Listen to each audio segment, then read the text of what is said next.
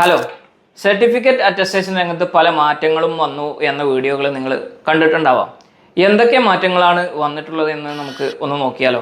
ഒന്നാമതായി വന്ന മാറ്റം അറ്റസ്റ്റേഷൻ്റെ രൂപത്തിലുള്ള മാറ്റമാണ്.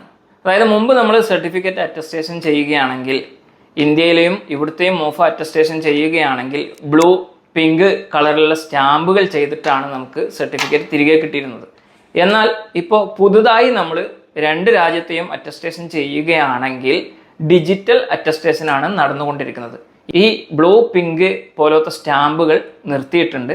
അവർ നമ്മുടെ സർട്ടിഫിക്കറ്റിൻ്റെ പിറകു വശം ഡിജിറ്റൽ സ്റ്റാമ്പാണ് ചെയ്തു തരുന്നത്. രണ്ടാമതൊരു കാര്യം, നമ്മളിങ്ങനെ ഡിജിറ്റലായി അറ്റസ്റ്റ് ചെയ്ത് സർട്ടിഫിക്കറ്റ് അതിൻ്റെ ഒറിജിനാലിറ്റി ഉറപ്പുവരുത്താൻ നമുക്കൊരു ഓപ്ഷൻ വന്നിട്ടുണ്ട്. verify.mofa.gov.ae എന്ന സൈറ്റിൽ പോയാൽ നമുക്ക് കിട്ടിയ റെഫറൻസ് നമ്പർ, സർട്ടിഫിക്കറ്റിൻ്റെ പിറകു വശത്ത് കിട്ടുന്ന ആ നമ്പർ കൊടുക്കുകയാണെങ്കിൽ നമ്മുടെ അറ്റസ്റ്റേഷൻ്റെ ഒറിജിനാലിറ്റി ഉറപ്പുവരുത്താൻ വേണ്ടി നമുക്ക് സാധിക്കുന്നതാണ്. മൂന്നാമതായി ഈക്വലൻസി. ഇത് എഡ്യൂക്കേഷൻ സർട്ടിഫിക്കറ്റുമായി ബന്ധപ്പെട്ടതാണ്. ഈക്വലൻസി നിങ്ങൾക്കറിയാമല്ലോ. ശ്രദ്ധിക്കേണ്ടത്, ഈക്വലൻസി എല്ലാ ഫീൽഡിലും നിർബന്ധമില്ല. ബാങ്ക് അല്ലെങ്കിൽ സ്കൂൾ പോലത്തെ ഫീൽഡുകളിലാണ് ഈക്വലൻസി നിർബന്ധമായിട്ടും ചോദിക്കുന്നത്.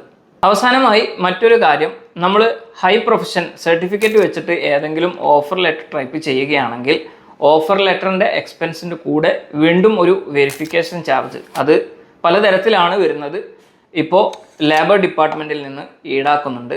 ഈ ഒരു കാര്യം കൂടി സർട്ടിഫിക്കറ്റ് മേഖലയിൽ വന്ന മാറ്റത്തിൽ പെടുന്നതാണ്. ഇതുപോലെ ഉപകാരപ്രദമായ അപ്ഡേറ്റ്സുകൾ ലഭിക്കാൻ വേണ്ടി നമ്മുടെ പേജ് മറക്കാതെ ഫോളോ ചെയ്യുമല്ലോ.